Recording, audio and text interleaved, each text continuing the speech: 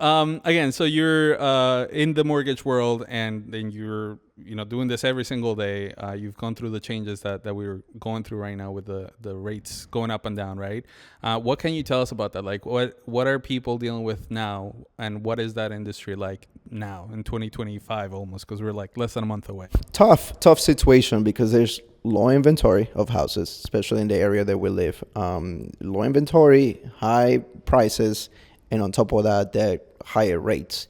So there are about 30 million families that can't qualify, and that will qualify once the rates go to at least 5%.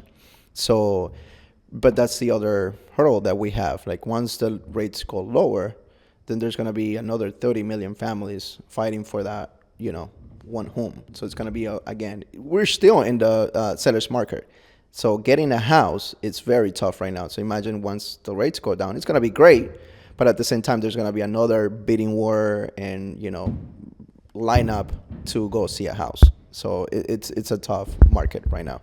Well, yeah, and so knock on wood, I don't have wood near me, but hopefully 2025 is better than 2024. We all hear the news, and we all see, the shortage in inventory, and our realtor friends and our mortgage industry friends, and us, we're feeling it, right? Because the more business you get, the more business we get, right? So we like to develop those relationships because this is how we all grow together.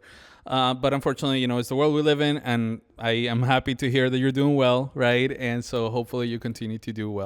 But yeah, so why don't you tell us a little bit more about yourself, the man, right? You were telling me about your kids, super athletes, super active in the whole world. So why don't you tell us a little bit about yourself as a person? Well, me personally, very homey. Like to spend time with the family, with the kids. We have 4 kids right now and 1 more on the way, due in February. Yeah, big family. Thank you. I know, exactly, right? So my kids now, the oldest is in soccer and taekwondo. Like you say, he's very athletic for some crazy reason. He loves soccer. He's been in soccer and taekwondo since he was 3 years old. In taekwondo, he's about to be a black belt. And soccer, well, we go to tournaments every weekend. And that's one of my priorities. And like I said, if your career or if your job allows you to go to your kids' tournaments or events, then you're successful in life, no matter how much money you make. But if you're there with the family on weekends supporting your kids, then you're very successful. So, and then we have our girl that does gymnastics, same thing. Like, yes, she does pull-ups like crazy. She's jacked, and she's 6 years old. And then the 4th one, we had him in taekwondo, but he's another story. He's wild.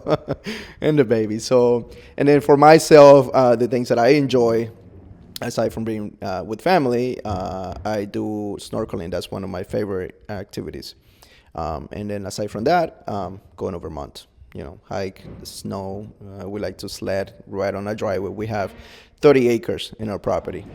So we have a lot to explore in there. I mean, we still haven't even gone through the whole acres in our house. So it's an amazing feeling. So I bet you the snorkeling is from Ecuador. How do you get into snorkeling, and how intense are we speaking? Are you doing deep dives? Are you? Yes, being from Ecuador, from the coast, from Guayaquil, we will go to the beach